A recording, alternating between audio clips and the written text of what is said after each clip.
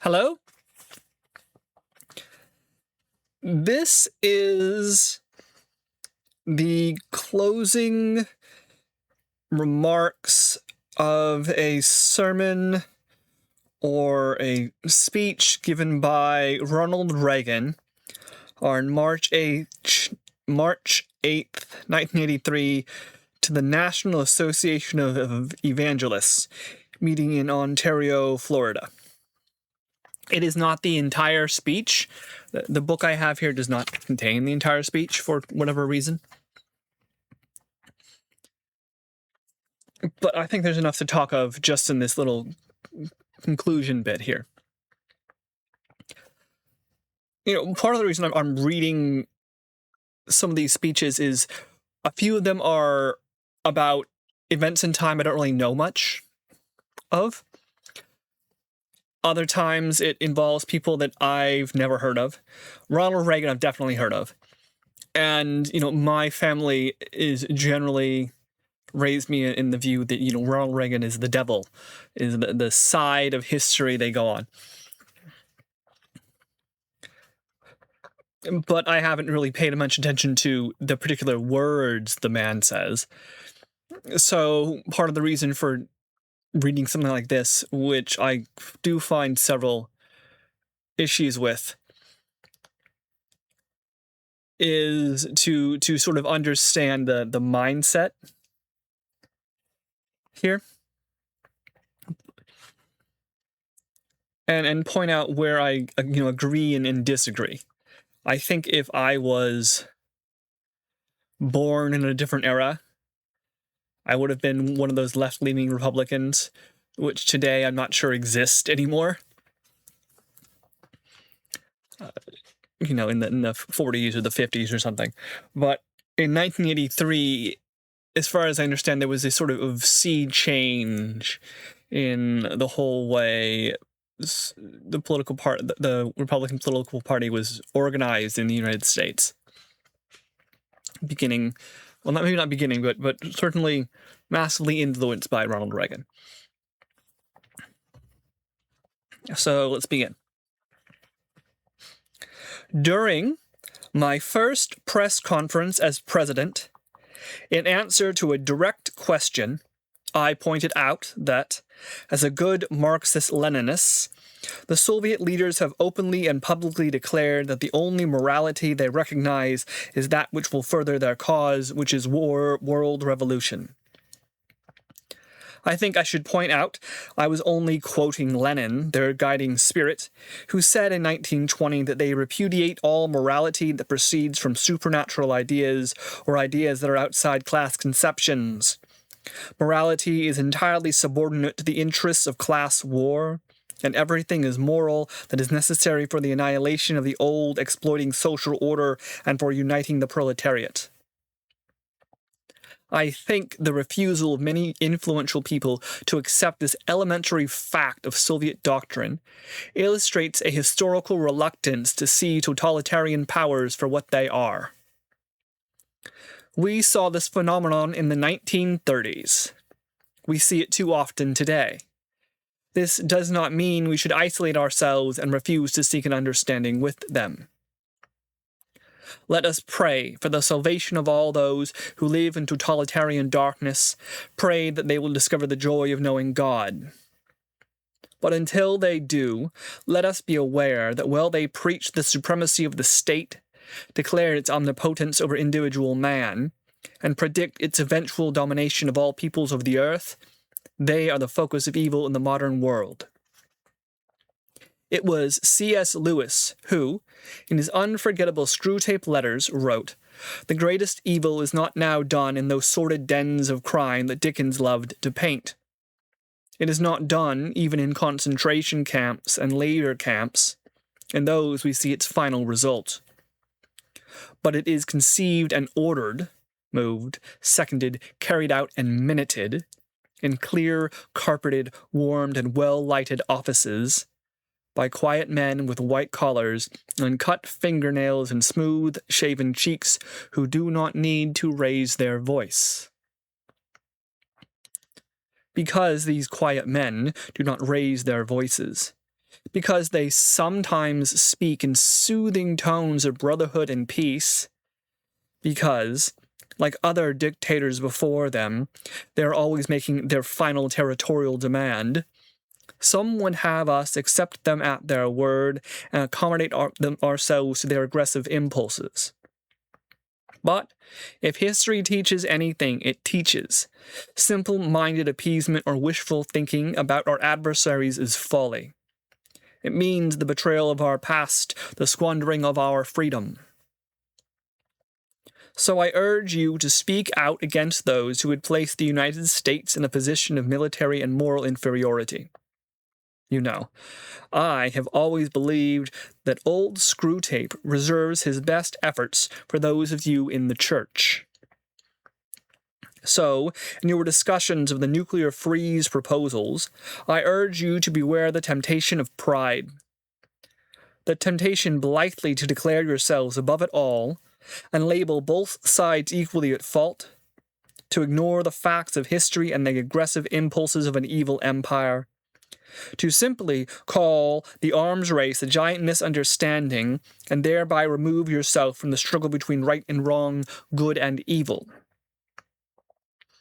I ask you to resist the attempts of those who would have you withhold your support for this administration's efforts to keep America strong and free, while we negotiate real and veritable reductions in the world's nuclear arsenals and one day, with God's help, their total elimination. While America's military strength is important, let me add here that I have always maintained that the struggle now going on for the world will never be decided by bombs or rockets, by armies or military might. The real crisis we face today is a spiritual one. At root, it is a test of moral will and faith. Whittaker Chambers, the man whose own religious conversion made him a witness to one of the terrible traumas of our age, the Hiss Chambers case, wrote that the crisis of the Western world exists to the degree in which the West is indifferent to God, the degree to which it collaborates in communism's attempt to make man stand alone without God. For Marxism-Leninism is actually the second oldest faith, he said, first proclaimed in the Garden of Eden with the words, "Ye shall be as gods." The Western world can answer this challenge, he wrote, but only provided that its faith in God and the freedom he enjoins is as great as communism's faith in man. I believe we shall rise to this challenge. I believe that communism is another sad, bizarre chapter in human history whose last pages even now are being written. I believe this is because the source of our strength is in the quest for human freedom is not material but spiritual, and because it knows no limitation, it must terrify and ultimately triumph over those who would enslave their fellow man. For, in the words of Isaiah, he giveth power to the faint, and to them that have no might he increased strength. But they that wait upon the Lord shall renew their strength. They shall mount up with wings as eagles. They shall run and not be weary.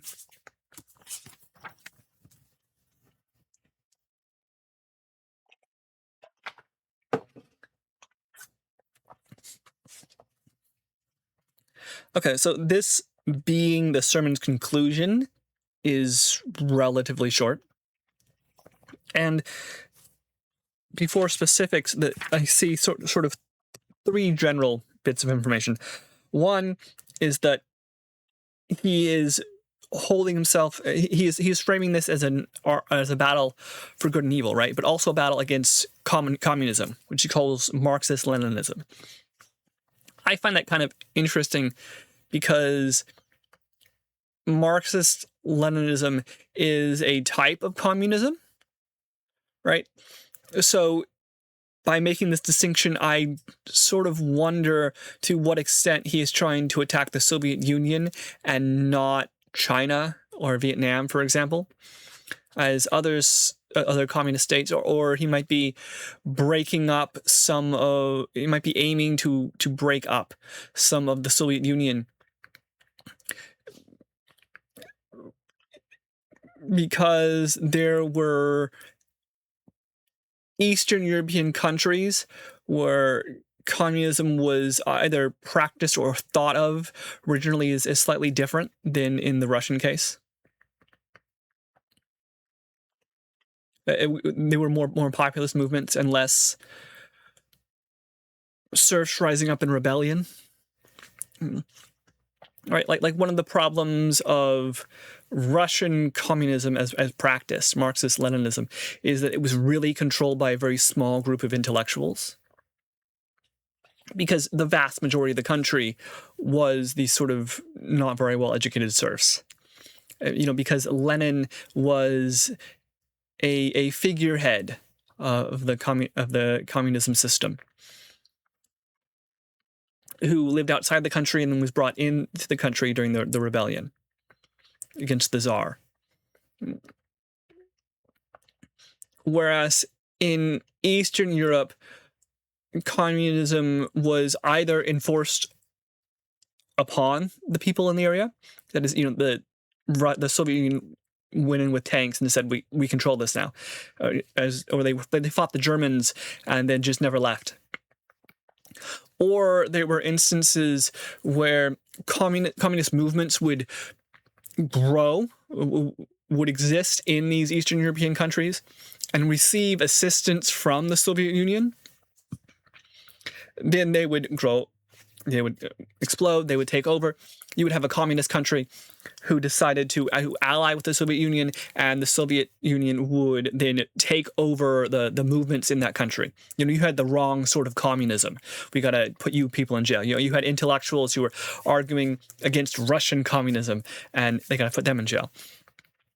There was in China, you had Mao Zedong rising up for communist reasons and was an ally of Russia, but it turns out that they actually had Russia and China had very different viewpoints and goals and needs. They grew apart over time. Vietnam as well. This is 1983, after the Vietnam War, and communism has won in Vietnam. And it is a Vietnamese communism that is a country-based communism that is wary of the Chinese powers to the north, as opposed to something like North Korea, which is set up during the Korean War and eventually transforms from communism to a very different sort of government. So he's talking about this sort of communism. Secondly, he is multiple times saying, the importance of God. I mean, that makes sense because he's talking to the National Association of Evangelists, right? He's saying, I am a very religious person. And when he says God in here, he has a very precise not very precise, but a rather typical idea of God. Like if you were talking to the National Association of Evangelists and you mention God, they're picturing their God. They're picturing their version of the Christian God. They're picturing a certain style of existence. And thirdly, he mentions the Screw Tape Letters here, which is a novel by C.S. Lewis consisting of a series of letters by Screwtape, who is this sort of demon. And this demon Screwtape is writing letters to his nephew, giving him advice on how to seduce men to sin, to do evil, to follow the devil, and so on. Its advice mostly consists of taking advantage of man's natural inclinations toward, greed, sloth, envy, taking advantage of man's ability to do great harm in the name of good. If you want to have someone do great evil, convince him that this evil is necessary for a good reason, sort of bit. It's all about sneaking in. It's all about not being so blatant.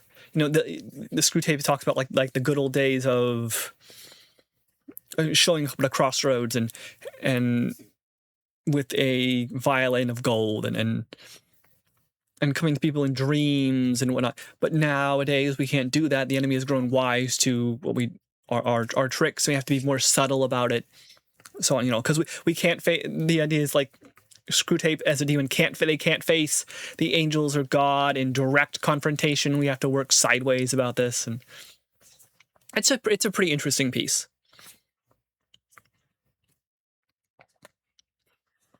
So that's what he's trying to get out here with the first bit. Well, one of the early bits, right? I think the refusal of many influential people to accept this elementary fact of Soviet doctrine illustrates a historical reluctance to see totalitarian powers for what they are. Right? So, like he says, I was only quoting Lenin, who said that they repudiate all morality that proceeds from supernatural ideas or ideas that are outside class conceptions. Right? So he's saying the Marxist, Leninists, the avowed statements of the Soviet Union, that their intellectual bases for their actions are such that they declare, we have our own morality, and we will not accept any morality that is outside this. We do not accept the capitalist arguments for capitalism. We do not accept capitalist criticisms of communism. We don't accept religious arguments. We don't accept moral arguments. We don't accept arguments based on facts if they disagree with our own facts. Right? The system of Marxist-Leninism that he's talking about has a rhetoric and a series of intellectual ideas which are very defined. That is, there are very complicated varieties of communism which can pop up. But Marxist-Leninism, and by this time, 1983, he's talking about Marxist-Leninism. It doesn't mean that. What he means is Stalinism. Marxist-Leninism had what I could argue are some reasonable ideas. Stalinism is just straight up dictatorship under the name of Marxist-Leninism.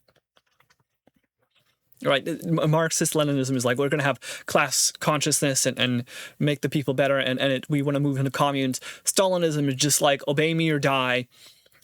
We need to destroy all cultures and all religions, and we're going to, depopulate huge areas. We're going to forcibly transfer millions of people from their ancestral homelands somewhere else, and so on. In the United States, we have lessons in school about like the Trail of Tears and these forced movements and the Native American reservations. Sometimes our textbooks might go even into something like the mining for uranium in the Southwest and the poisoning of the Native Americans in the area without their knowledge, and so on. But this is something that we learn as Americans about America and the United States' actions. And in the same way, we learn about certain other things, right? Like Nazism and so on. And occasionally we might hear something about, like, in China, they hunted sparrows or something, and there was a great famine and so on. And we sort of know a little bit about that. There are events taking place in the Soviet Union during this time period and before, and slightly after, for which we have really received almost no information. It's not mentioned in our textbook because they haven't been updated. It's sort of not covered very well. But at this time, he's talking about it. Or you had this idea. My mother grew up, and she visited Vietnam once with me, and she was saying that when she first saw the sickle and hammer, like, she got this really big scare. Right? And when she saw some of the communist ideography in the country, she got worried. She was like, okay, like she grew up with this idea of the Red Scare, grew up with this idea that the communists are out to get you, grew up with this idea of nuclear war and trouble, and the communists are evil and that sort of bit. So Reagan is doubling down on this. He's inveighing against the sinfulness of communism is the title of this. And when he does so, he is, I think, committing some of the own faults talked about here. Right?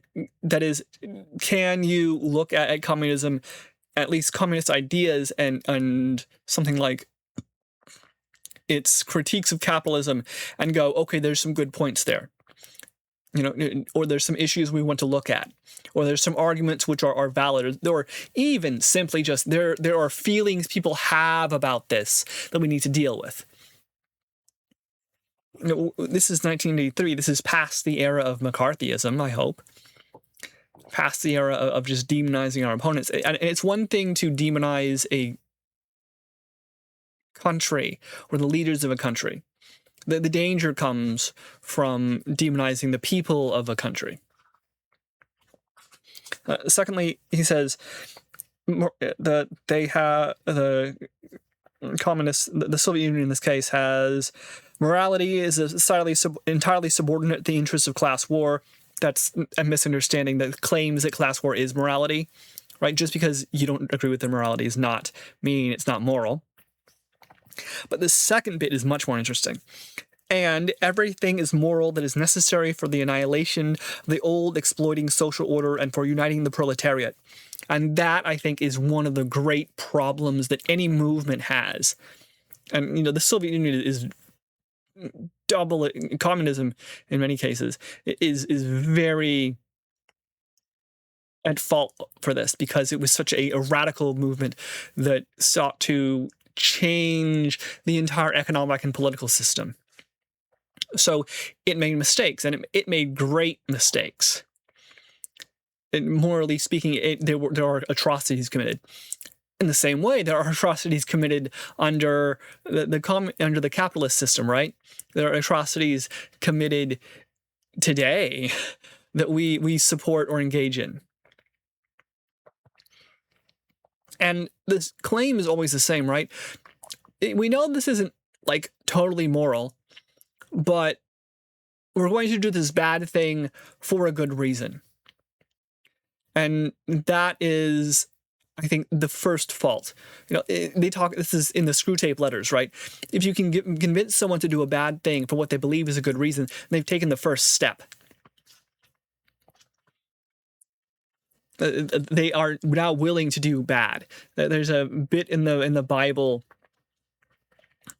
I can't remember exactly where, but it's something like God comes down and is like, if you do bad thing, if you do evil things in my name, then you're doing them for the devil, and if you do good things in the name of the devil, then you're doing them for me. And it's not the name of the order or the system of the power that is important. It is the action.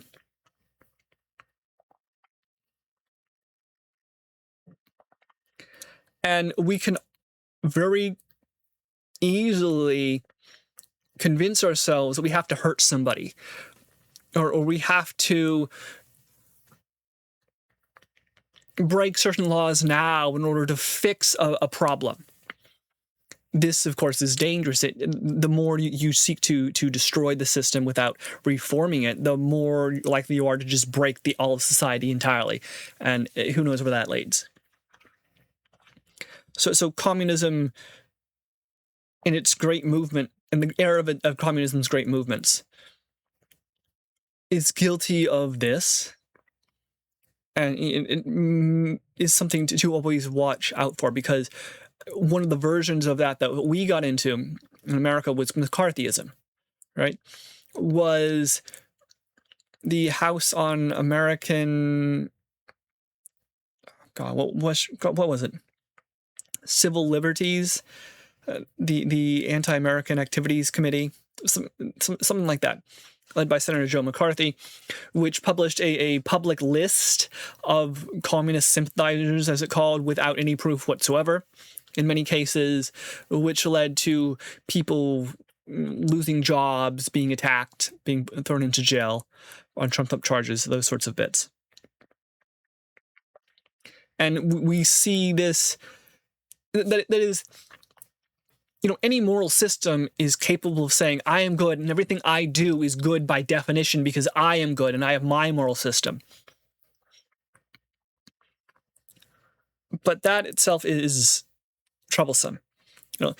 And part of the reason it can be troublesome is the paradox of having a accepting morality, right? The paradox of toleration. If my morality is such that I tolerate a wide variety of moral stances, then I can be tolerant of any moral stance except those which are intolerant of tolerance itself, right? There's a hole in the middle of the paradox, in the middle of the field of acceptable discourse, and I have to fill that hole with a paradox, which is also part of the whole. Is how I'm beginning to conceptualize it. I have to work out the actual logic of that.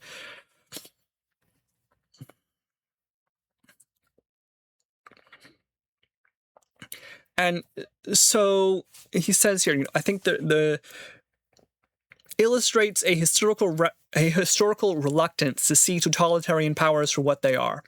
We saw this phenomenon in the 1930s. We see it too often today. This does not mean we should isolate ourselves and refuse to seek an understanding with them. And this is something that is sort of difficult to struggle with.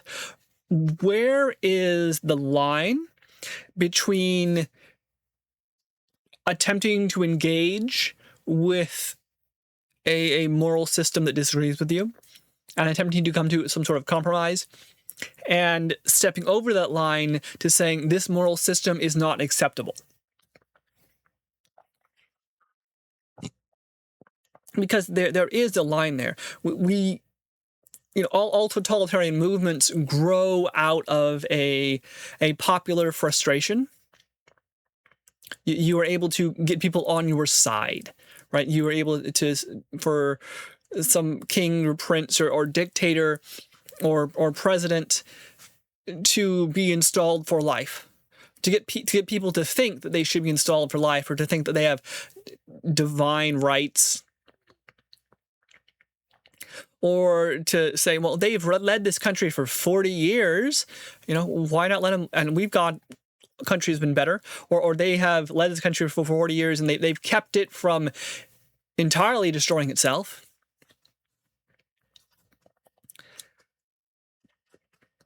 There's always an excuse to make for a country which is led by a totalitarian power.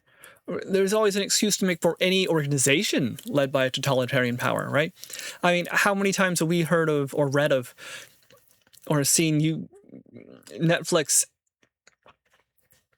shows about some cult with a leader who goes from being a wise man to some sort of religious figure, and all of a sudden they are like taking in tens of millions of dollars worth of donations. They're marrying 7 times to children and stuff like that. And like, how do they get to that point? Because anyone walking into the cult now would go, okay, that's whack. That's a problem. Anyone walking in, they would say, I feel very controlled in this situation. I can't talk about certain things, right? I have to give up all my worldly goods. And would go, this is kind of creepy, right? And people still fall into that system anyway, into the cult anyway, because they feel protected or welcomed and so on. But, 99% of the people looking outside would go, those people are whack, or would go, okay, the 85-year-old religious leader is marrying a lot and seems to spend quite a bit of time in this mansion of his, stuff like that. And how does it get to that? How do you transition from wise man to dictator? How do you transition from popular political figure to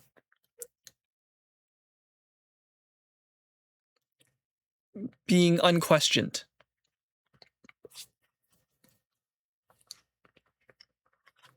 It's bit by bit. It is by a reluctance to see people for what they are. This comes, I think, most commonly when we hear someone speak, give a speech or so on, and we don't hear what they say. We hear what we want to hear. They're talking and talking and talking and talking and talking. And when we go back home, we can repeat maybe like 5 sentences out of an hour-long speech. We can repeat some major ideas, but then when you go back and look at the text of the speech, and that major idea was mentioned like 2 sentences, or that major idea is reached through a long, meandering passage, or that major idea is actually extremely unclear in their statements, or that major idea is actually unbacked by their actions, or that major idea they're in support of seems to change depending on what sort of audience they're talking to. And you say to yourself something like, oh, that politician, he's just kidding, or he's just using it as a bargaining chip, or he's just trying to sound good to get votes, but this is what he really believes. And, there's 2 reactions to that. One reaction is, oh, this politician, this power, this leader of the organization, whoever it is,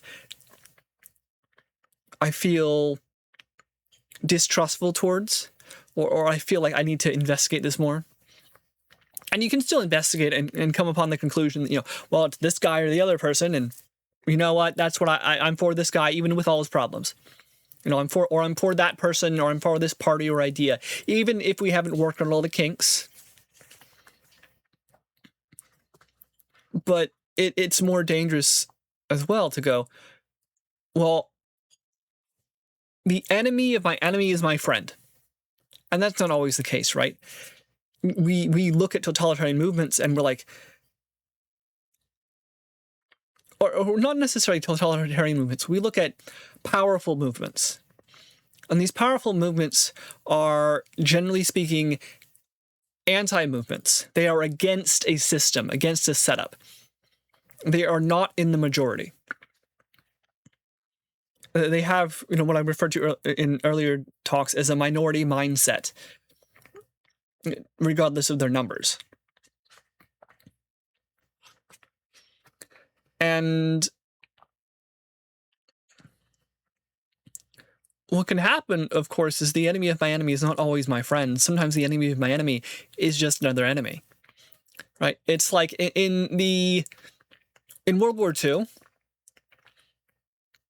we think of the Axis and the Allies, but really it was the Allies, the Axis, and the Soviet Union were the movements going on here.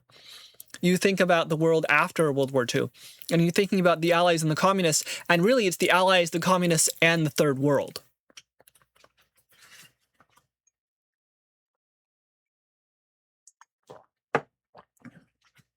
I, as a person who lives in the United States, am well-versed in some of the history of my own country, but as it gets farther and farther out, it's less clear to me. Especially in the United States, a country which has a long history of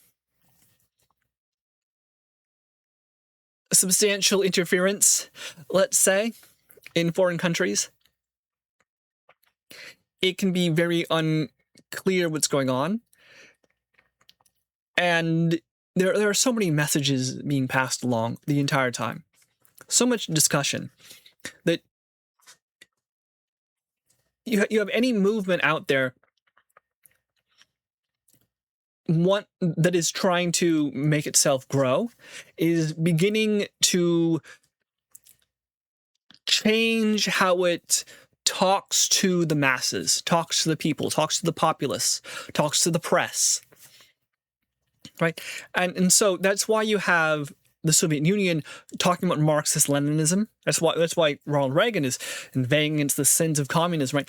this is a big name, this is a big philosophy, and it's all encompassing, and it's trying to argue for reasons, and like there is a reason that the Soviet Union arose because of the failures of the Russian Empire, because it at least suggested the opportunity, or in many cases just flat out gave the promise of a better, more equal world.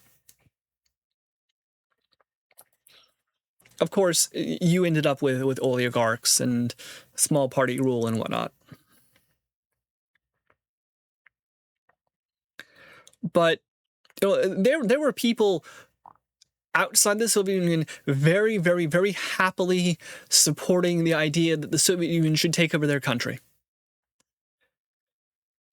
At the same time, there were people in the Soviet Union very, very happily supporting the idea that their country should be capitalist, without any of these groups really understanding what's going on the other side of the Iron Curtain, without a real understanding of the massive changes this leads to in their society over the course of decades. I remember talking once to a friend of mine from Russia, and he was saying that the old folk that he knew were like, they had nice memories of communism because at least they were guaranteed a house. That if you wanted a job, the government would give you a job, sort of bit. Whereas his generation, the earlier generation, had a more nuanced view. They had questions, and so you have a older generation who grew up very comfortable with their society and don't like change. You have a generation who grew up with a changing society, some of whom like it, some of whom don't. And you have another generation, a third one, just growing up, then in, 2014 or something, who see the flaws in how their country grew after the Soviet Union collapsed. And, they wish for a better world, but it doesn't happen. And part of the reason it doesn't happen is because there's always sweet words to be said. There's always promises made that aren't backed up. There's always perceptions without data. There's always a seeking for control. And so the real issue comes from a historical reluctance to see totalitarian powers for what they are. Well, why is that? Partially it's because we're willing to give others the benefit of the doubt. Partially it's because these totalitarian powers say they're doing it for the people. But you have to look beneath the words they're saying, beneath the articles and newspapers, to their actual actions. And what are they doing? Where is the money flowing? What are the laws being passed? Are there things happening that just aren't being reported on? Who controls the media and the news? And is the media and the news being honest or open? Can they talk about certain things, or are they being shut down? Do you have an oligarchic system or a rising oligarchic system where you look at some gigantic media company and it's being taken over by friends of the establishment, who, of course, are doing one of two things, right?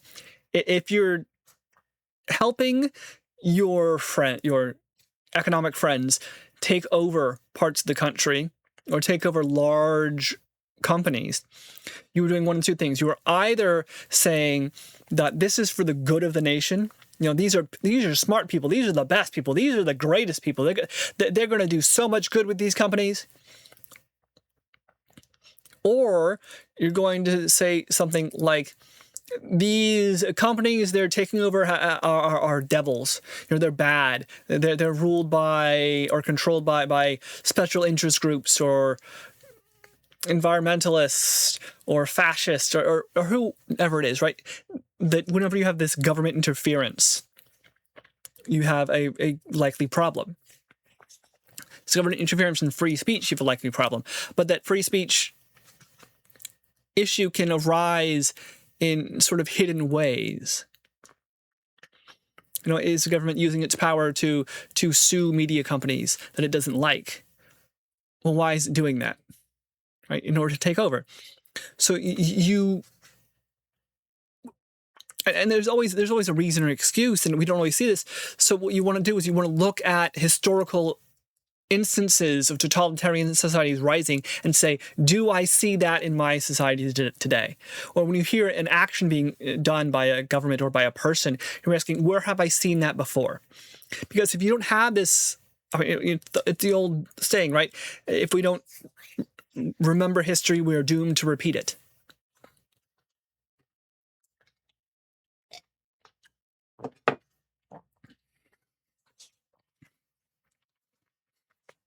Okay. Now let's go on. Oh, this bit here, right? Let us be aware that while they preach the supremacy of the state, declare its omnipotence over individual man, and predict its eventual domination of all peoples on the earth, they are the focus of evil in the modern world. This is the idea of American individualism, right? If you have a group which is preaching the people in general over the individual, then that is probably a very bad thing. Why? Because of the way governments and systems work. Someone has to make the decision. Someone actually controls what goes on. It turns out that if you have a council of 200 people, they aren't always very effective at getting stuff done. But when you have, say, a rule of three, when you have one person in charge, then they can be very active and powerful. They can make choices. They can say, do this or do that. They can bulldoze through opposition in the country or in the organization, because it's one person and they have a very complicated net trying to stop them, but they just go straight through. This is part of the reason that, like, the American founders set up a powerful executive, because they recognize that Congress will go through phases, or at least have times where it is very dysfunctional. That you don't want Congress leading a war. You want a president leading a war. The executive branch of the United States government is directed so that one person is in control of it, so that they can be effective in that control. And the pushback on that power comes from the judicial and the legislative branch, and so on. The hope was that one of those two branches would always be jealous of its own power, would always be effective in some way or another, and that one unitary executive couldn't take absolute control. Today, in our United States, this is showing some of its flaws. And a lot of those flaws are rising precisely because Congress is dysfunctional and has been dysfunctional to a great extent for years, which is a whole nother issue.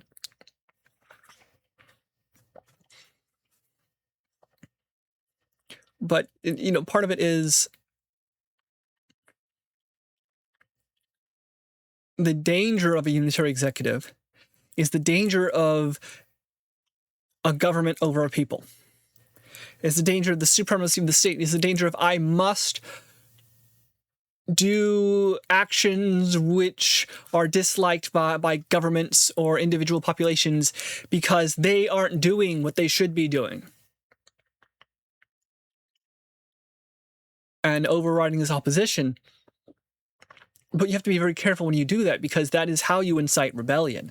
That is how you cause riots by, like with the taxes from a week ago. You squeeze too hard, something pops, something breaks. And now you've got running juice all over the place. Now you've got a cracked stone. Now you've got a broken grape. Now you have struggles which you created in the first place, and then those struggles are used as an excuse to do more and more and more and more. And meanwhile, you're telling yourself the entire time, this is for good. This is for good reasons, and you're falling deeper and deeper and deeper into the screw tape dangers. being unself-reflective, being blind to the results of your own actions because you're so busy trying to stamp out all these little fires, you don't realize you're creating a whole new bonfire. You're not actually stamping on any of these fires well enough to stop them. You're just hitting them until they turn into little sparks that smolder underground, and they smolder underground, and they smolder underground until one day a great wind comes through and you have all of them popping up at once, and you can't stop it. Then you're in emergency mode, and the whole world is burning, and you're thinking, well, what I've got to do is set a flood, right? I literally cannot help these people, so I'm going to flood them all out and drown them. That's part of the issue. So when you hear that the state is more important than the people, and when you hear that the state must override civil rights for some reason or another, that is a sign that someone is trying to take over, because someone is in charge, someone makes the decisions. And as much as we may imagine that we vote for a person and that they are responsible to us, that we control them, we do not. You put someone in office, you put someone in power, and then they use that power, and you hope they give it up. Because a lot of times they don't.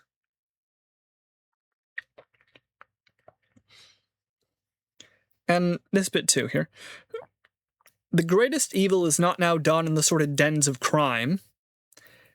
It is not done even in concentration camps and labor camps. That is the result. It is conceived and ordered, moved, seconded, and carried and minuted in clear, carpeted, warmed, and well-lighted offices, by quiet men with white collars and cut fingernails and smooth-shaven cheeks who do not need to raise their voice. The greatest evil is most obvious in its action, right? In the men who pull the levers, in the men who shoot the crowd, in the people who plant bombs. But the greatest evil done is by those people following orders, by those people saying that I'm doing this for the good of the nation or the good of the people, that I am undertaking this horrible activity because I was ordered to do it, or because I am upholding the laws of the country. And the flaw in this, of course, is that it actually all comes back to one or two or a small group of people actually making the decision. That's how organizations work. If we had a system where everyone could vote on their phone, and if the governor of a state or the president of a country or the king of the world, in order to do anything beyond make a speech, in order to give actually any sort of order, had to put people as a vote, and they could all vote within a span of an hour on their phones by pressing a button, and the entire civilization or country or county could have their words reverberate as actions, so that everyone agree, or at least the majority agree, this is the action we want to take, and it'd be done now. All right, if we had that sort of system, then perhaps this doesn't hold. Perhaps some of these dangers aren't quite as clear. You had the demagogue, but if you have a sufficiently educated and self-aware populace, the demagogue's power is reduced. But we don't have that yet, do we? And instead, we have quiet people in offices signing papers or signing orders, or just deciding not to sign papers and not to sign orders and not to send National Guard units. Because it'll all be fine. The world's moving how I like it. We look at evil as actions, but evil can also be inactions. Evil can be, I'm following orders and I'm not rebelling. Or evil can be, I am letting a situation continue and then taking advantage of it.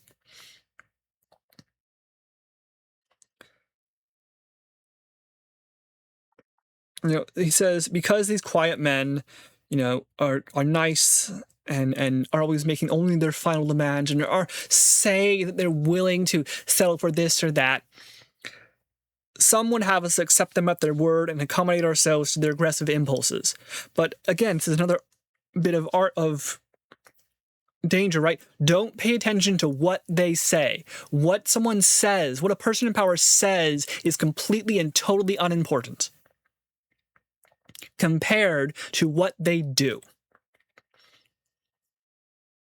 What is the action they actually take? What are the laws they pass? What are the orders they give? And I would want to ask myself, if I want to judge like Ronald Reagan, I'm not going to judge him by his speeches. I'm not going to judge him by what he says. I'm not going to judge him by what he claims. I'm going to judge him by the actions he takes. What does he actually do? What were the effects of breaking up the air traffic controllers union? What were the effects of shutting down mental hospitals? What were the effects of spending so much on the military? What were the choices made here? What did you actually do? We get all caught up in speeches and movements and letters, and you get all caught up in what books say, right? Or in people who repeat the words of books, as if by merely repeating the words of the Bible or the Quran or the Communist Manifesto or the Declaration of Independence, that those people actually believed what they were saying. No, look at their actions, and that's really what's going on. Close your eyes, close your ears, and instead of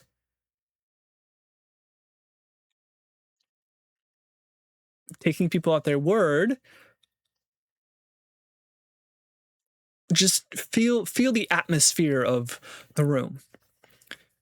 Is there a sense? What's the emotion in their voice? Is it anger? Who is that anger directed at? Is it asking for forgiveness? Why? Do they feel sorry?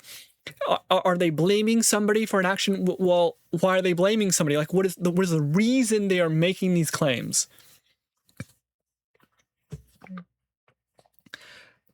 The greatest, well, not the greatest, but maybe perhaps, but one of the major issues that can happen is if you see a public figure, if you see a powerful person in any organization, in any religion, in any political movement, in any Cub Scout meeting, stand up and say, I know that there are reports about this same thing happening, but it's not happening. I know that to the uneducated eye, it looks like this is happening, but it's not happening.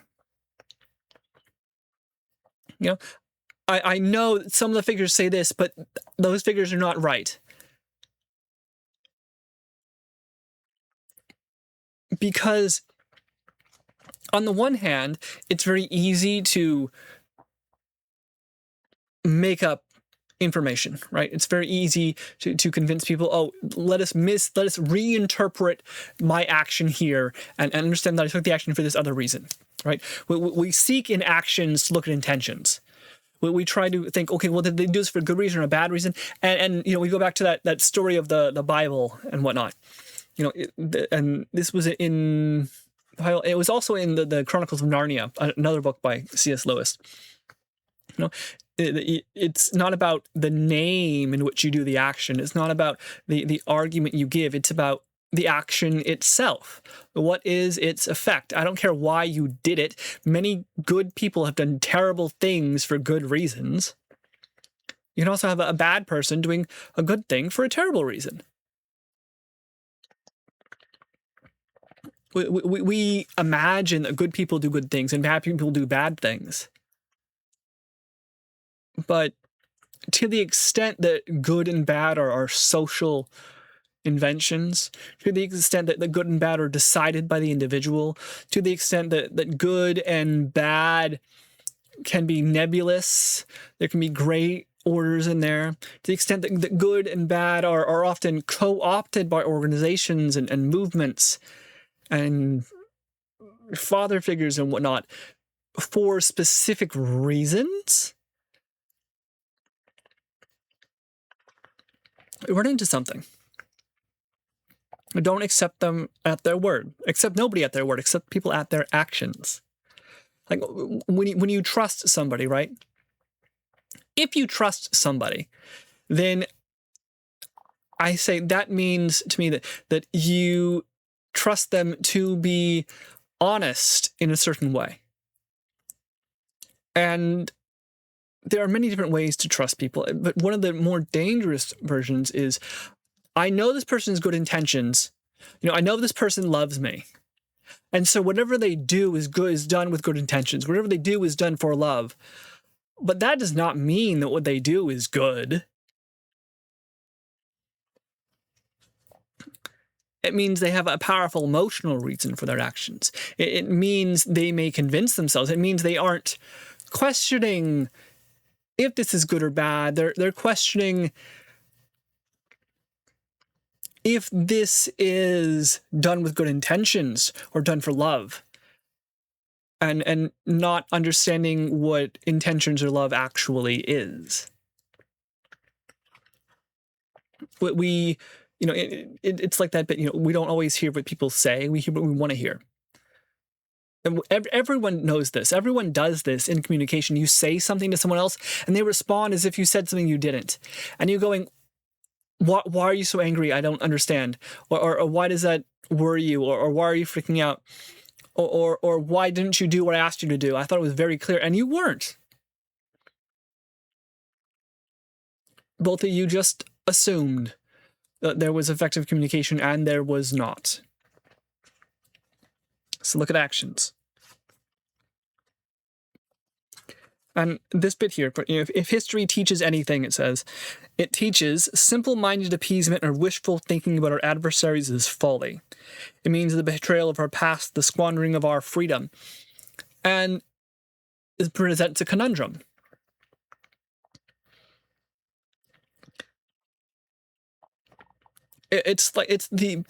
For example, it might be the conundrum of nonviolence. It might be the conundrum of giving up Poland. It might be the conundrum of just pass the budget, right? We'll appease and appease and appease and appease, and appeasement is not compromise. I think that's the distinction I would make here. That if I'm giving someone what they want and accepting them at their word when they say they will not want anything else, then they will always want something else. They will always keep pushing and pushing and pushing. That is, if I'm going to make an agreement with someone and give them something they want, then they have to give me something I want. I'm going to compromise. I never just give up. And the sign of a power or a person or an organization that is most dangerous is one that is unwilling to compromise. This can be a great power, but you want to be careful. I think there is a difference between being unwilling to compromise your ideals and being unwilling to compromise at all. I think it is fine and good and very strong to have your red lines, to have your crystal pillars, to have your certain points that I'm like that where I will not give up on this. I will not accept a compromise on this position because I think it is right and good and I have strong reasons for it. But that is entirely different from I refuse to communicate with the Democrats or the Republicans. I refuse to even allow that this group could possibly have a position in a coalition. Right? I refuse to even entertain the idea of ever lowering taxes in any way, or of ever raising taxes in any way, or of ever cutting the budget in any way, right? Or of ever allowing abortion, or ever disallowing abortion, these sorts of things, or of I mean, pick your fight. And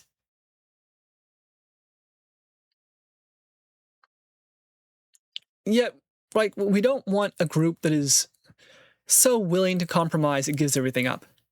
We don't want a group which is so unwilling to compromise that its only answer to any challenge is to destroy or attack its opponent. We want to be human.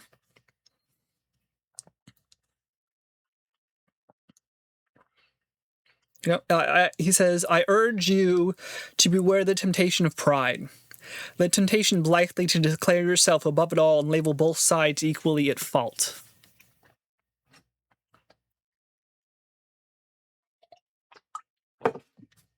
And that is an interesting point, I feel.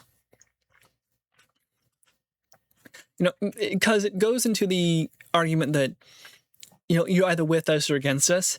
And that's not often not the case, right? I can stand in the middle ground. I can be not with you and not against you. I can support you in some ways and disagree with you in other ways.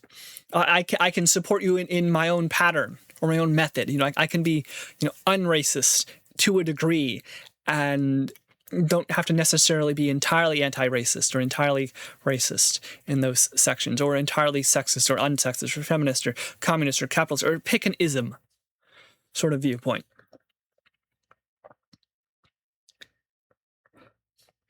But that does not mean that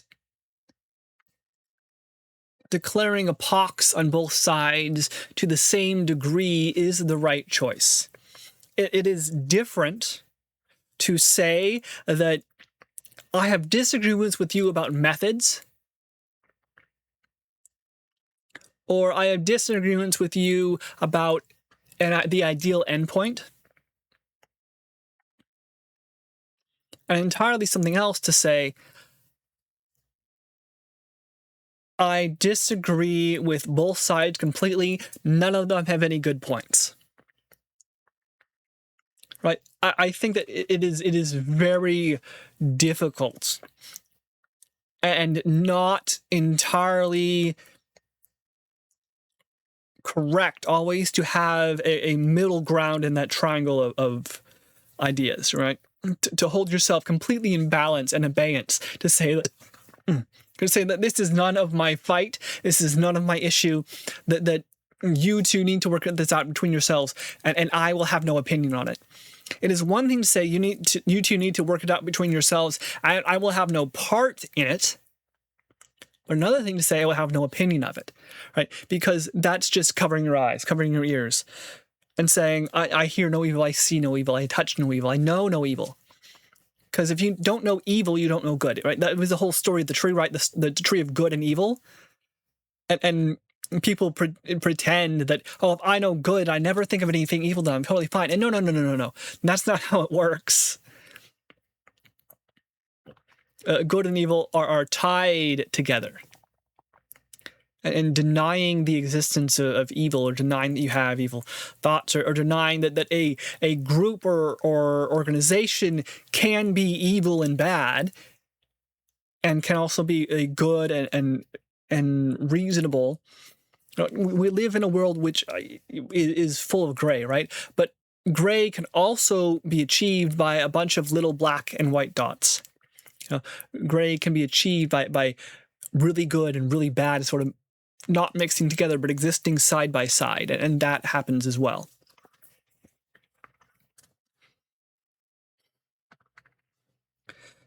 We can label both sides equally at fault, ignore the facts of history and the aggressive impulses of evil empire, to call the arms race a giant misunderstanding, and thereby remove yourself from the struggle between right and wrong, good and evil. Yeah, it can be a giant misunderstanding, but it is entirely different to say there's a giant misunderstanding and I'm never going to do anything about it, when you could say there's a giant misunderstanding and I want to help fix the misunderstanding. I want to find the truth in the argument between capitalism and communism. He's talking here about the nuclear freeze proposals. And it's one thing to say, I think there's good points and bad points, but I don't know which to choose. That's totally reasonable. It's entirely another thing to say nuclear power should be thrown out completely. Nobody should have any nukes. It's like, okay, what's the next step? Where do you go with this? Like, how do you argue we get rid of the nukes? Do you think that we should give up all that? Our country should give up all our nukes, and then the enemy country would automatically give up theirs? Like what's the actual mechanism and system for this? You look at the Republicans and the Democrats. You look at ICE and illegals in the United States. You look at Ukraine and Russia. You look at the oil economy versus green economy. You look at Israel and Palestine. You look at right versus left wing. You look at radicals versus moderates in whatever system you're using. And what do you do? Do you say, I will have no part in this, I don't care? Or do you look at it and you make judgments, make decisions? And why do you have these judgments? Because the day may come when you are called upon to act. The day may come where if you do not act, one or the other side will win. And you can reasonably say, I don't know enough about this, I'm going to stand back. You can reasonably say that no matter who wins, it doesn't affect me. You can reasonably say that there are complications that need to be worked out. You can reasonably say that I am focused on my own life, my own problems, I don't have time for this. You can reasonably say that I have any opinion whatsoever. But to say that you have no opinion is entirely different issue. Or to say that no good can ever come of this. And so I abjure it completely. I deny even the discussion of issues like this. What's the joke like? There's skits like there's no gay people in Ireland, Kathy, sort of bits. I refuse to talk about it. That doesn't mean that these issues go away, right? Like that's part of the struggle we have with democracy, that there are minority groups who feel very strongly about certain issues, and they will argue for those issues and push for those issues. And if you deny their right or ability to raise the issue, then all you do is push that struggle underground. All you do is bottle all the energy up until one day it explodes. It's just basic human psychology, right? If you don't talk about your feelings, then they're going to show themselves in other ways. It's the same here. Instead of... You can remove yourself in action from the struggles between good and evil, between right and wrong, between viewpoints of political or economic or spiritual arguments. But to remove yourself from an opinion invites nothingness, right? It suggests that, I'll be dead by the time that matters. It suggests that I'm dead already in this dimension, or as of course that venue. You see people marching in the streets this last weekend, and what do? Do you say, oh, I guess there's demonstrations, one political group doesn't like another political group, who knows? Do you look at it and you say, oh, I'm glad that there's movement and people who believe in this? Do you look at it and say that these are idiots wandering around the streets? Do you look at it and say that they are citizens for democracy? Do you look at it and say that they are a bunch of confused youths? What do you do? And it's...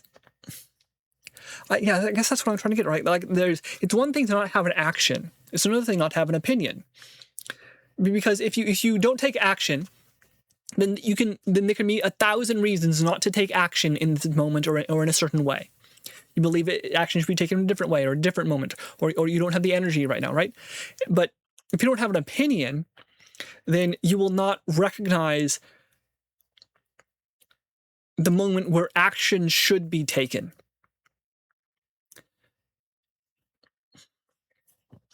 If you aren't at least tangentially aware of an issue, then what do you do when this issue explodes into movements and demonstrations and elections? You stand there and you're shocked, you're amazed. Oh, I didn't know this was happening. I didn't know people felt so strongly about this. And the message was there the whole time. The information was always available to you. So, I'm not saying be aware of everything all the time, but do you have an opinion? Do you even allow for the discussion?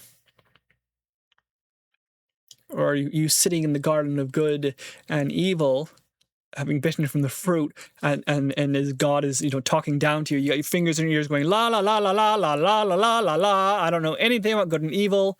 I'm just a worm. Don't look at me.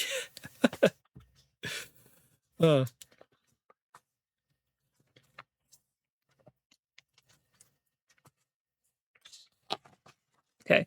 He says, let me add here that I have always maintained the struggle now going on for the world will never be decided by bombs or rockets, by armies or military might. The real crisis we face today is a spiritual one. At root, it is a test of moral will and faith.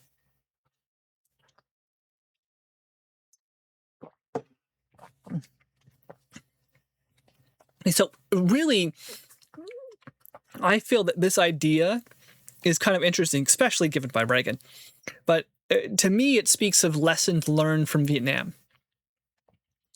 That you can pour rockets and men and bombs and money and power and destruction into a country and still lose.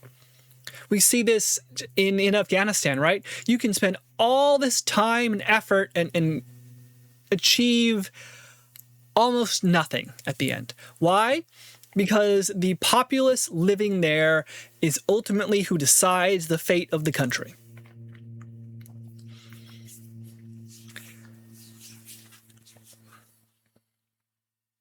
And this means that in order to change the world, you have to change the minds and hearts of its people. You can have political powers, you can support governments, you can support economies, you can keep the Soviet Union from invading Afghanistan, but how do you stop the spread of communism? Okay, how do you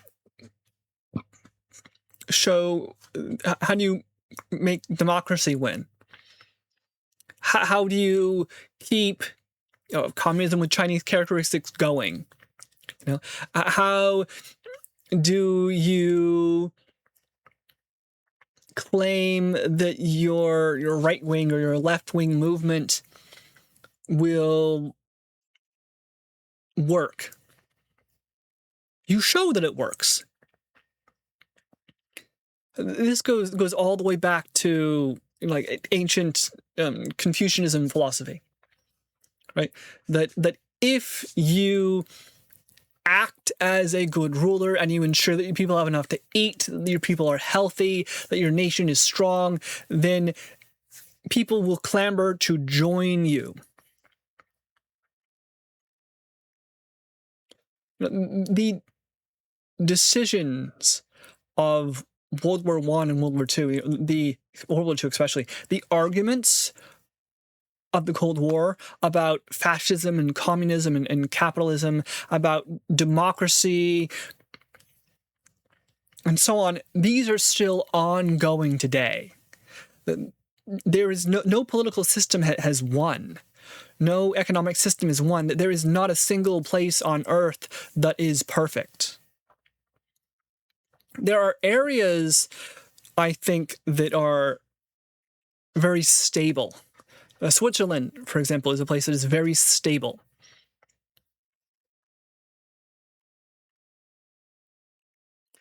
There are areas that have historically been stable. Japan and China have, for long periods of time, historically been stable. The United States has not proven itself to be stable. We haven't gone 100 years without a war yet.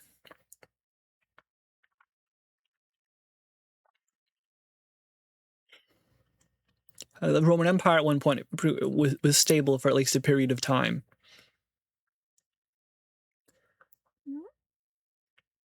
Shoot, even the Russian Empire was stable for a period of time, you could argue. Even if to be stable, it had to expand continuously. Egypt was stable for a long period of time. These ancient empires, but the new ones, not so much. You look at England, it comes pretty close, I'd say. Spain, France, Germany, Italy, Greece, none of those really.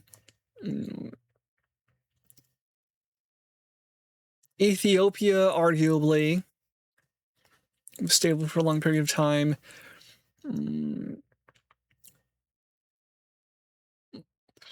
Canada, arguably. As you get into the Middle, okay, nothing in the Middle East. Although you have cultures, for example, like Iranian Persian culture might be stable over a long period of time. Indian parts of Indian culture. I digress into that because what is stability, especially in political and economic systems? Nothing is stable forever unless you are constantly changing and modifying it, and then it's not stable, is it? Stability is not static. Stability is within an equilibrium. Stability is the living and changing. You get into the tree and good and evil, right? Well, it's actually it's the walking around. It's the life that is you have to deal with.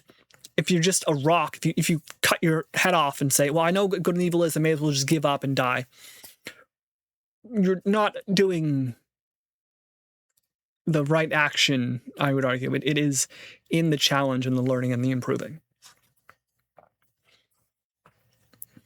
And so partially, I would argue what we have to do is continually go back, continually look at history, and continually reevaluate our own decisions. Where do we do bad? Where do we do good? We aren't so different from our ancestors, and we live in a world created by them, which is now to be created by us. And we should really, on occasion, I would say, be asking, who created this world and why did they create it so? Oftentimes, we can feel that it was not us. We weren't the ones in power. We weren't the ones who had charge of the world. We weren't the ones who were winning elections and whatnot. And were you or were you not? You can look back and find out.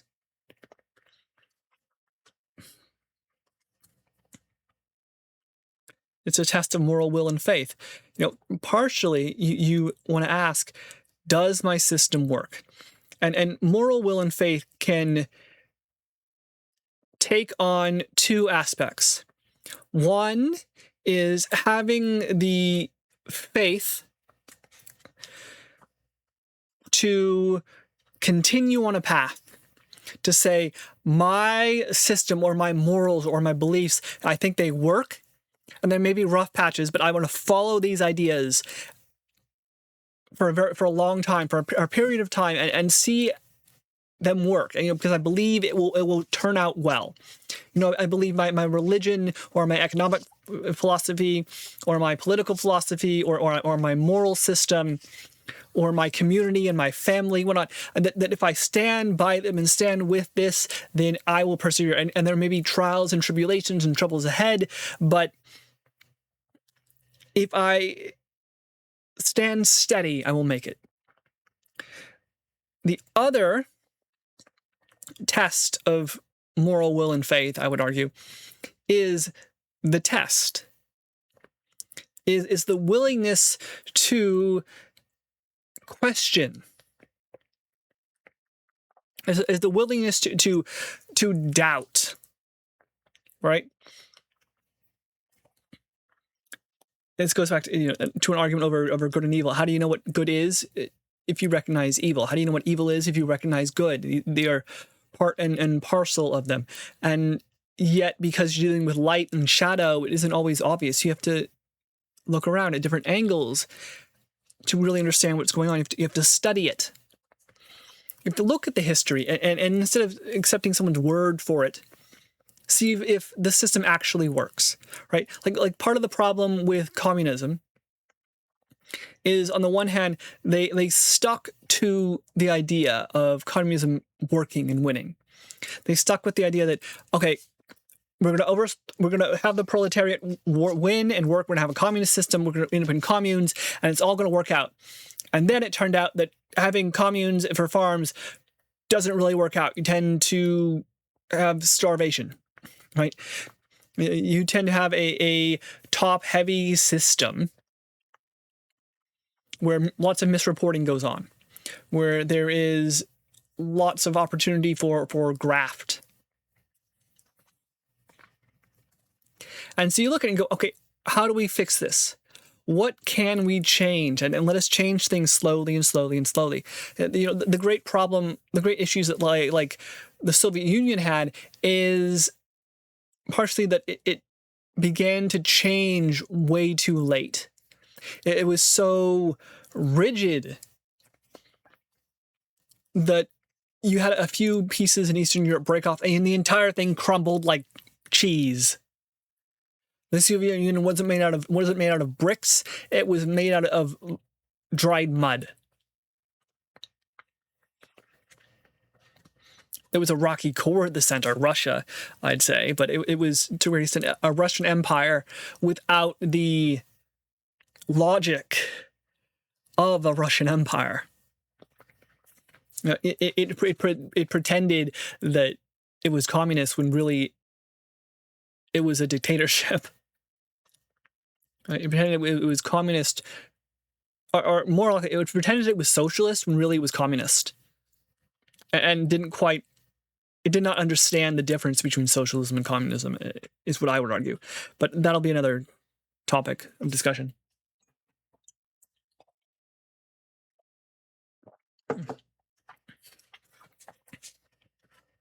Why did Chinese communism survive the collapse of the Soviet Union? Because it was willing to change. It was willing to say, this system we had did not work perfectly, and we're going to improve it. We're going to open up to the world. Like what is the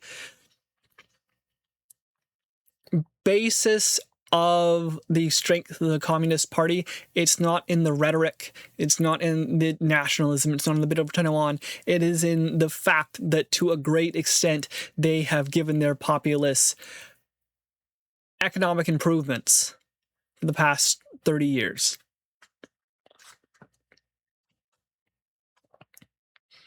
What is the great power of capitalism? That they have given their people economic improvements for the last 130 years.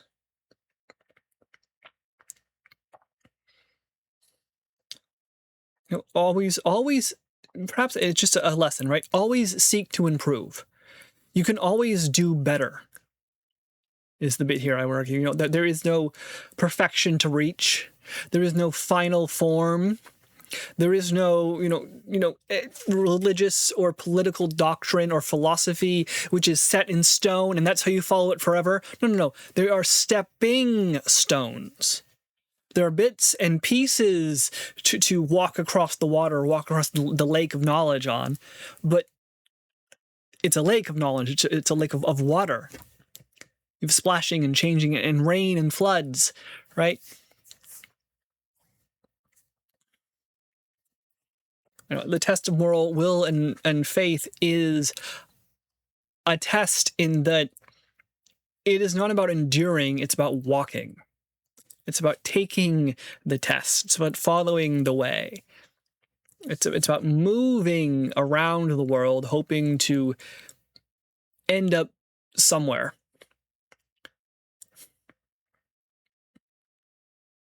And I would at least argue that as you take these steps, the ones behind you disappear. You can't go back to the world that was. You cannot bring the dead back to life. Dead people or dead ideas. Dead movements or dead governments. Do the people of Palestine, for example, still exist? And that is what you should be aiming for, not the political system. That comes after the identity. Like, why does Israel exist? Because you had this Jewish idea of Israel that kept going for 2,000 years. You had the idea before you had the actuality. Same in the United States. You had the idea of the United States before the colonies ever began to rebel. It was talked about in the streets. It was written about in newspaper articles. There were speeches given about it. The same with the League of Nations was the same. Shoot, the German state, or the Prussian state, more of it, more likely. It was talked about and thought about. It was an idea in the minds and hearts of men before it became anything in reality. And the reality, of course, wasn't exactly as we thought it would be. Why? Because it's 1,000, it's 1,000,000, it's 1,000,000,000 people taking those steps. And some of them go back and drown in the water, need help.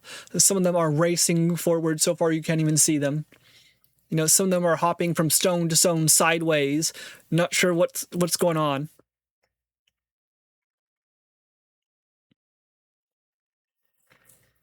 But the time is a tidal wave. Bombs and rockets, armies and military might, they can keep a political system going, but they don't control an identity. And an identity that cannot question itself is the identity of a rock, of a dead thing. It's an identity that will not survive for very long. Must be willing to change, or else you will fade.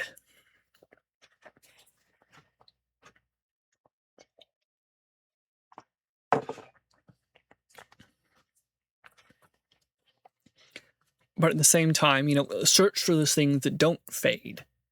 Search for, I have ideas in my head that I keep going back to and back to and back to. I have books I read and symbols in my head that mean something to me, and poems I read that I read again and again and again. And every 3 or 4 or 5 years, they mean something new to me. I reinterpret them.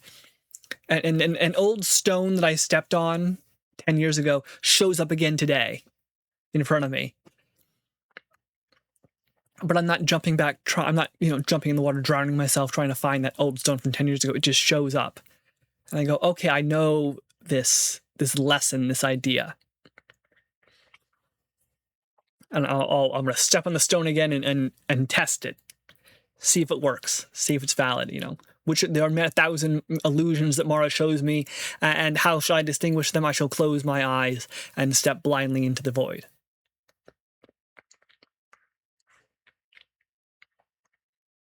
Okay, and here we get to part of the difference, I feel, between this preaching action that Ronald Reagan gives it and my own views, right? Orlando Chambers wrote, "The crisis in the Western world exists to the degree in which the West is indifferent to God, the degree to which it collaborates in communism's attempt to make man stand alone without God." Right, and when I think of God in this sense, I'm thinking of a Protestant God, right?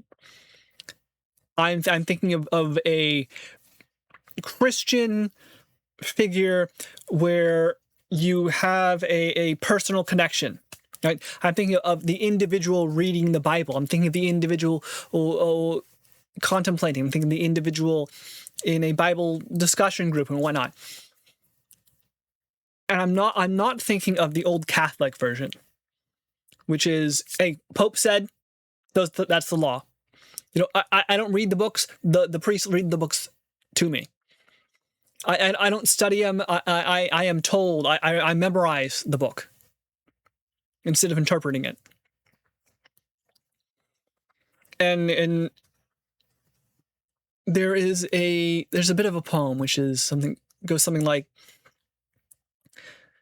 to see heaven in a grain of to see heaven in a grain of sand and eternity in an hour.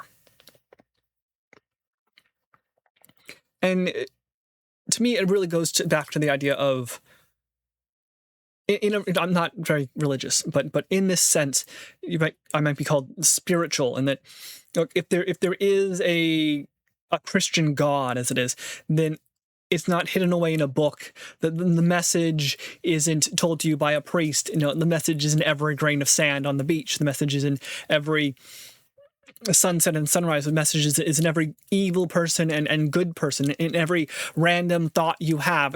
Either this religious power is everywhere or nowhere.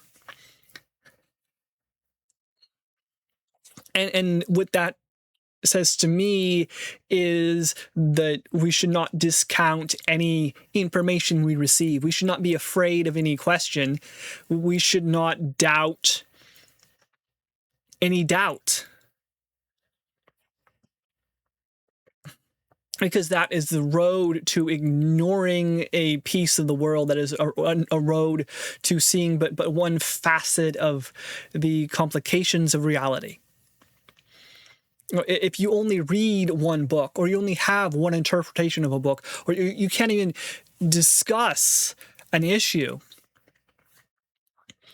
or you feel so strongly about an issue that you must quiet those who would dare question you, then that to me is an example of not just a blind mind, but an unfaithful mind, an unbelieving mind, an untrusting mind.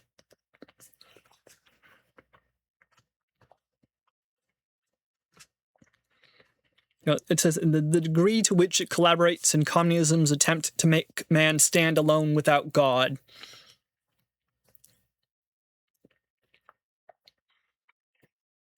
And what he's talking about here is the idea that communism has, that religion itself is bad, it is the opiate of the masses, to quote someone else.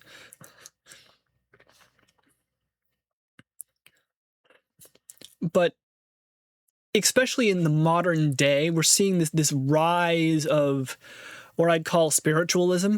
Like young people who say, I'm not religious, but I'm spiritual, right? Like, I don't really know about all these books and these programs and these systems and and the name of God or whatnot, but I feel there's a greater power, or I hope that there is an afterlife and a meaning to be found in reality.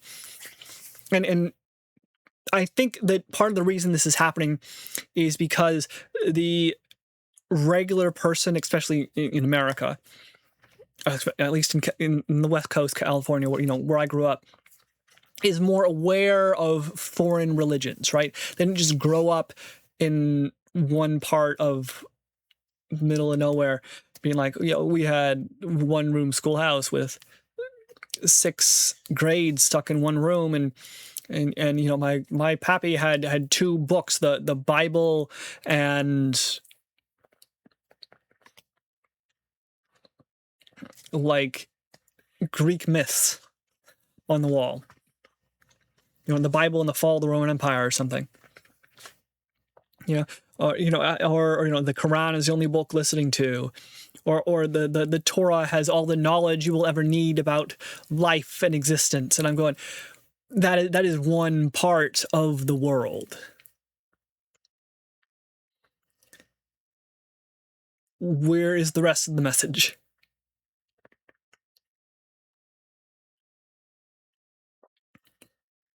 And right, to me, you like one of the more poignant examples of like religious fervor is the person who hears God's voice or whatnot and is willing to question, is willing to ask questions. What is happening? Why is this going on? Why did you do this to me? What are the reasons for this? Just sitting there because an angel showed up in front of you and you're blind and you go, oh my God, I understand. I am nothing. I'm like, no. The whole point of the entire story is that you are not nothing, is that you have free will, is that you have an immortal soul, in the Christian theology. And Ronald Reagan here is talking about the Christian theology. So I could coach this in, Buddhist or Hindu or other, or shamanistic terms or something like that. But I'm trying not to do too much, even though it's possible.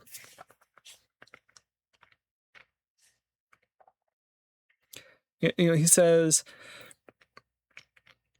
the Western...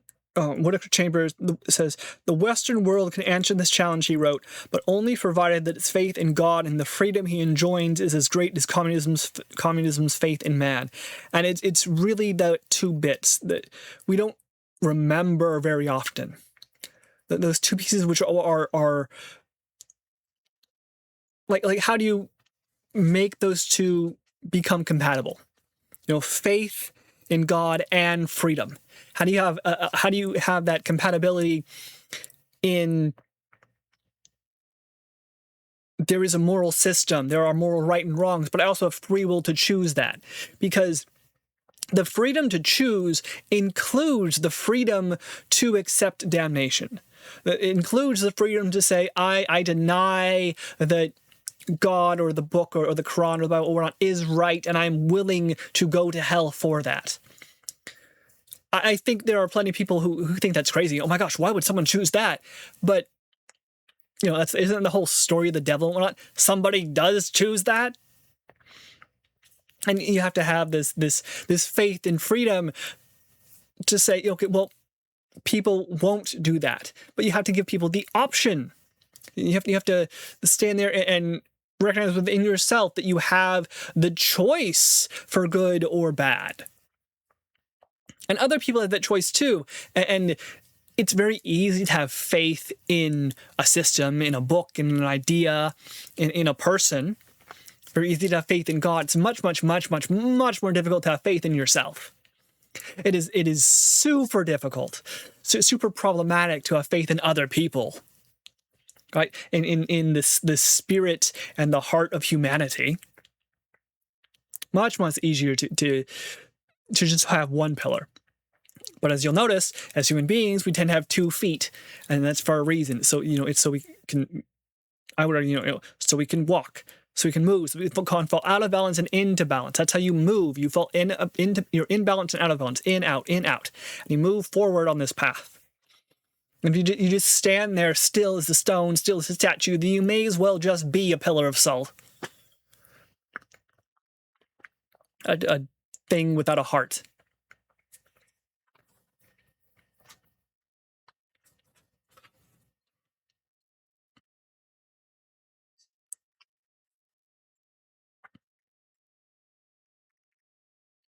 It ends here. Okay, not quite ends. Okay, it says, it must terrify and ultimately triumph for those over those who would enslave their fellow man. I believe this because the source of our strength in the quest for human freedom is not material but spiritual, and because it knows no limitation, it must terrify and ultimately triumph over those who would enslave their fellow man. And so this is what you should look out for. Those who would enslave their fellow man. Those who would give people no choice. Those who would put people in prison and put them to work and tear them from the arms of their family. Right? Those who would deny the ability of man to advance. Those who would deny the ability of men to question. Those who would deny the right of youth to rebel. Right? Those who would say that the world should be enclosed in walls of salt. That the world should be flooded. And nothing should ever walk upon the surface of the earth again. Except that which we permit to enter into our boat, our ship, our ark.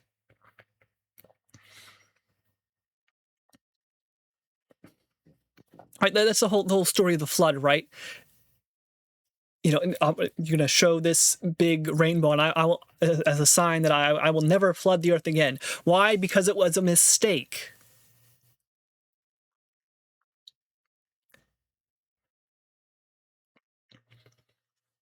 Why? Because, the doesn't matter how bad and terrible and horrible a group of people is, their children are born entirely separate from that. The sins of the father shall not pass through to the son and whatnot. So you hear of a political organization, if you hear of a group which says, do not question, do not doubt, do not dare to be different, do not try and change. The old ways were right, the old ways were correct. This one person is going to be your savior, and that is not a good sign. This is never a good sign, because that is faith only in faith and not faith in freedom. Of all the gifts given by a creator God, it's life which is supposed to be the most precious, right? It is life. And what is life? Life is change. Life is freedom. Life is not being dull rock and stone and metal. Life isn't being stars that burn out brightly and then fade into nothingness. No, life is this transformation of dead matter to living flesh, to spoken word and idea, into another brain, another mind, another spirit. It is the communication. And so if you see groups of people or one person or one power, trying to control the means of communication, trying to control the means of advancement, trying to deny the humanity of its enemies, then that is a group who is against freedom and life itself.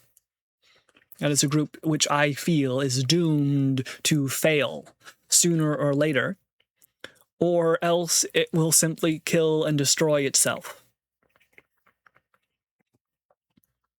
Because if you're not free, you're not really alive.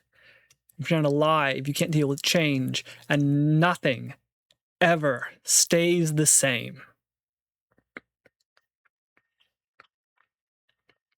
Okay, then he quotes at the very end here, He giveth power to the faint, and to them that have no might he increased strength. But they that wait upon the Lord, they shall renew their strength. They shall mount up with wings as eagles. They shall run and not be weary.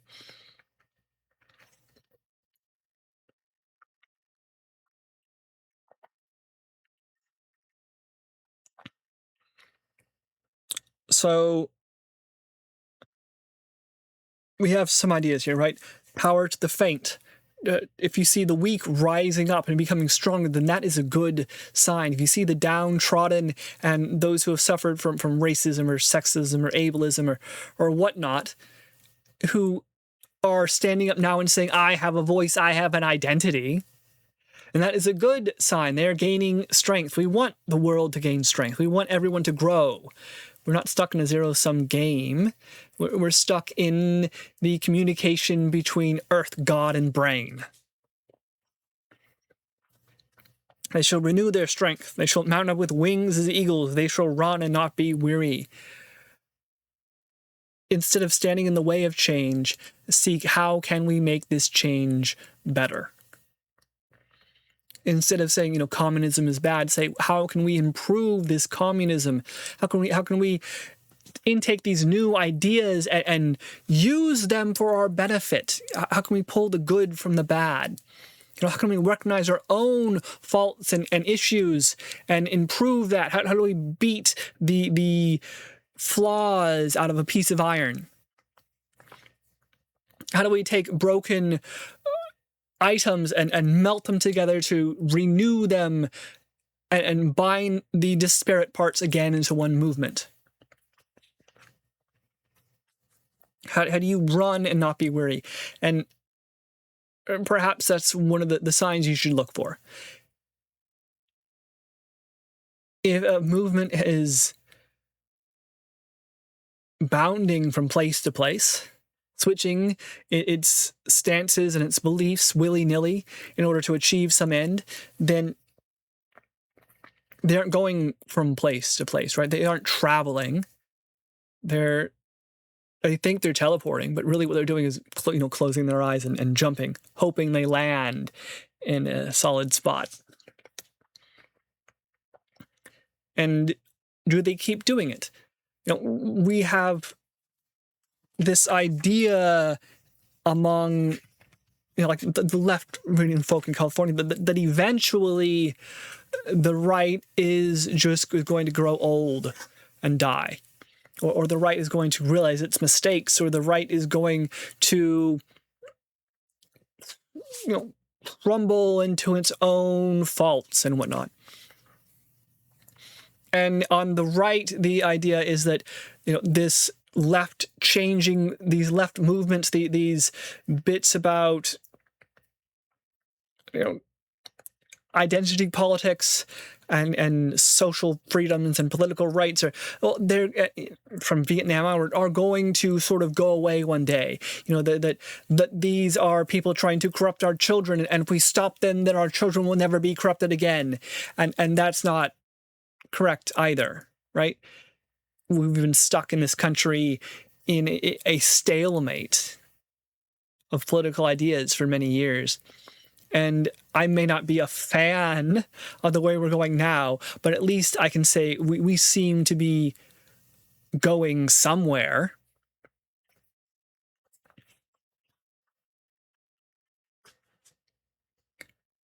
And the last bit, right? Not be weary. So if you see a movement, if there's an idea that continues and continues and continues for years, decades, centuries, then there is a reason for that. There is information or a viewpoint or a power which we have not quite incorporated. If you cannot strike your enemy down easily, then you can think, oh, this is a test of faith. This is a crisis, and I must fight and fight and fight. Or you can think this is a message that God or the world or my own inner thoughts are telling me again and again and again and again and again, and I'm just not hearing it. I'm just not getting it. When 100 million people vote one way and you have no understanding of why they could possibly do that, then it's not that those 100 million people are all fools or dupes or don't know what they're doing. It's that those 100 million people have a viewpoint with powers and reasons in there. If I fail to understand, then that is a failure of my vision, not a failure of theirs.